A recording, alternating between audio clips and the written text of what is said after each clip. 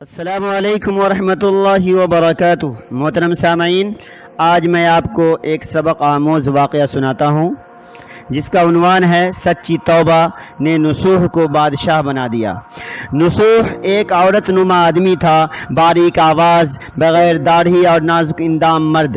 وہ اپنی ظاہری شکل و صورت سے فائدہ اٹھاتے ہوئے زنانہ حمام میں عورتوں کا مساج کرتا اور میل اتارتا تھا۔ کوئی بھی اس کی حقیقت نہیں جانتا تھا، سبھی اسے عورت سمجھتے تھے۔ یہ طریقہ اس کے لیے ذریعہ معاش بھی تھا اور عورتوں کے جسم سے لذت بھی لیتا تھا۔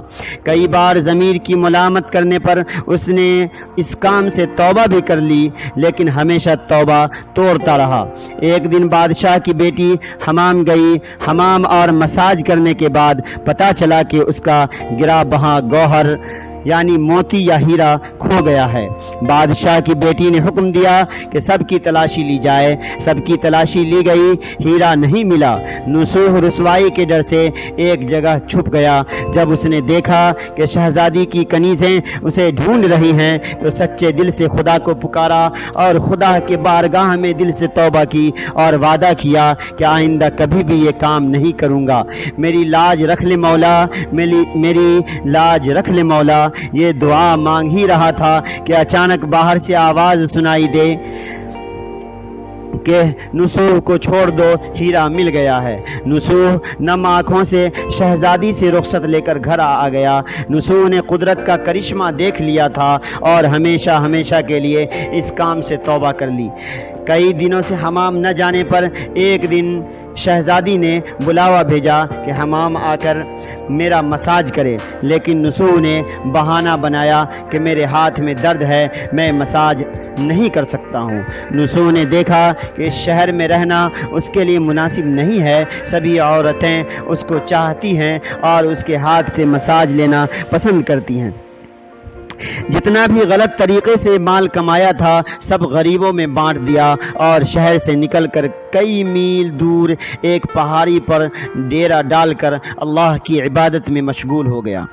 ایک دن اس کی نظر ایک بھینس پر پڑی جو اس کے قریب گھاس چر رہی تھی۔ اس نے سوچا یہ کسی چرواہے سے بھاگ کر یہاں آ گئی ہے، جب تک اس کا مالک نہ آ جائے تب تک میں اس کی دیکھ بھال کر لیتا ہوں۔ لہٰذا اس کی دیکھ بھال کرنے لگا۔ کچھ دن بعد ایک تجارتی قافلہ راستہ بھول کر ادھر آ گیا جو سارے پیاس کی شدت سے نڈھال تھے۔ انہوں نے نصوح سے پانی مانگا۔ نصوح نے سب کو بھینس کا دودھ پلایا اور سب کو سیراب کر دیا۔ قافلے والوں نے نصوح سے شہر جانے کا راستہ پوچھا۔ نصوح نے ان کو آسان اور نزدیکی راستہ دکھایا۔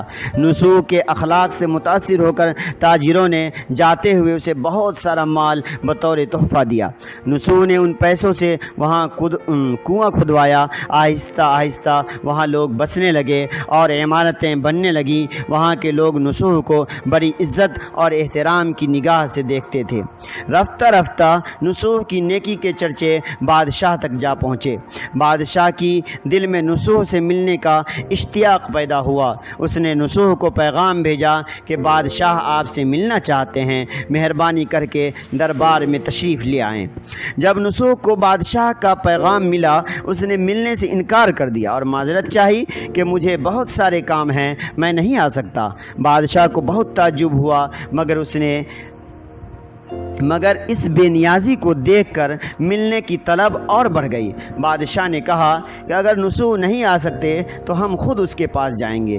جب بادشاہ نصوح کے علاقے میں داخل ہوا خدا کی طرف سے ملک الموت کو حکم ہوا کہ بادشاہ کی روح قبض کر لے۔ چونکہ بادشاہ بطور عقیدت نصوح کو ملنے آ رہا تھا اور رعایا بھی نصوح کی خوبیوں کی گرویدہ تھی، اس لیے نصوح کو بادشاہ کے تخت پر بٹھا دیا گیا۔ نصوح نے اپنے ملک میں عدل اور انصاف کا نظام قائم کیا۔